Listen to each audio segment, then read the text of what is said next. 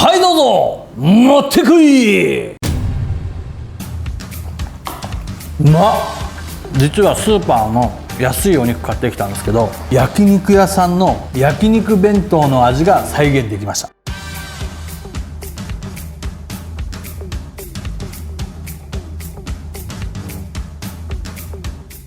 いらっしゃい。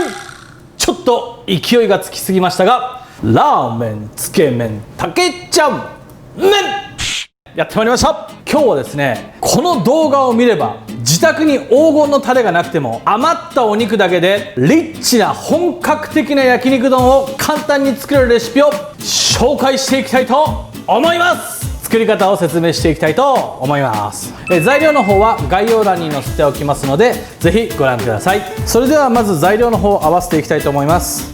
お醤油です。お砂糖入ります。お塩入ります。お酒入ります。ごま油入ります。そしてにんにく入ります。そしてここがポイント、いりごまです。このいりごまを入れることによってさらに本格的な焼肉丼が作れるということで、ごまは必須です。それでは混ぜていきます。これ材料入れましたらこちらのようにしてどんどん混ぜていきますよ。はい、ぐるぐるぐるぐるグルコサミン。はい、ここまで見ていただいてこの先が気になるという方はぜひですねチャンネル登録をしてからこの続きを見ていただけると非常にありがたいです。それではここまでタレができましたら続きましてお肉。このお肉ね、ほんと何でもいいですよ。自宅でね余ってるお肉で十分です。このお肉を入れてお肉をここで揉み込んでいきます。こちらのタレとですねよく絡めて揉み込んでいきます。さあこれくらい揉み込みました。見てください、一枚一枚に味が入りましたというところで、それでは火にかけてまいりたいと思います。それでは焼いていく時にまずこちらにごま油を引きます。さっきの肉に下味入れる時にごま油も入ってますんでそんなにいっぱいはいらないですよ。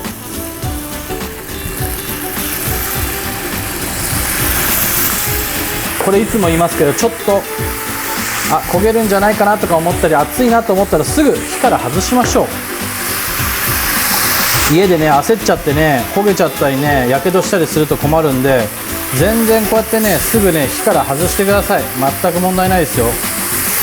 でまた余熱で全然火も入っていくし、で全部ひっくり返し終わったなと思った段階でまたこうやって戻せばいいだけですから。ほら美味しそうな感じになりましたね。うわーめっちゃいい匂い。美味しそう、めっちゃうまそう。よし、これくらいまで火通りましたらこちらししとう入れてください。ししとうこれ色味ですね。でもさっとししとうはこうやって火軽く通すだけで全然問題ないです。さあいきます。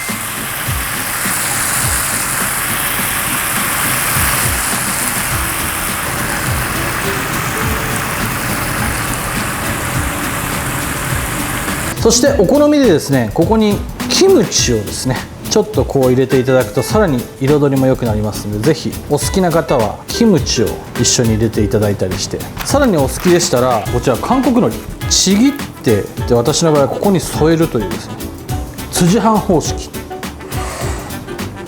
はいどうぞ持ってこい。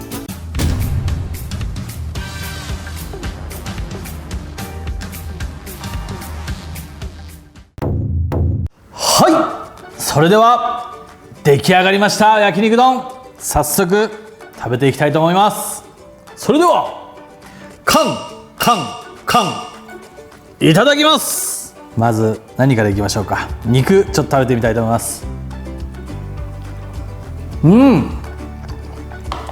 まっ。これ実はスーパーの安いお肉買ってきたんですけどすっごい美味しい。今回ですねこの焼肉丼を作ってみようと思ったきっかけがこのコロナの自粛期間中に UberEat とかでUberEats まあ通と分かんないですけどUberEats で結構僕焼肉が大好きで焼肉弁当を結構頼んだんですね。でそれ食べてるうちにこれもしかしたら自分でも作れるかもしれないと思ってやってみたのが実はきっかけだったんですけれども、焼肉屋さんの焼肉弁当の味が再現できました。これ本当に焼肉弁当としてお子さんとか旦那さんとかに作ってあげてもすっごい喜ばれる味だと思います。家にある何のお肉でもいいし、要はタレさえあればどんなお肉でも別に作れちゃうんで、別に豚でもね作れちゃうと思いますよ。美味しい。でこのアクセントのししとうね、やっぱりししとうとか韓国海苔とかキムチとかこういう食感があるものとかそういうものを入れることによって最後まで食べ飽きずに一杯のお弁当とか一杯の丼を完食していただけると思うんで、やっぱ食べ飽きずに食べさせるっていうことが大事なことだと思いますね。これは本当に焼肉屋さんの焼肉弁当の味がします。美味しい。でもしちょっとタレが余ってたらタレをね少しご飯にかけてあげても美味しいと思いますし、あと家にね焼肉のタレがないとかスーパーに焼肉のタレをわざわざ買いに行かなくても十分ご自宅でこれ作っていただければ本格的な焼肉屋さんの焼肉弁当が作れると思います。それではここまで見ていただいて良かったとか気に入っていただいた方はぜひですねチャンネル登録とそれから高評価、そしてコメントもいただければと思いますし、あとはねレシピのリクエストなんかも受け付けておりますんでよろしくお願いします。それでは本日は焼肉丼でした。ありがとうございました。良い朝ということで、面白かったり参考になったと思っていただいた方はチャンネル登録と高評価よろしくお願いします。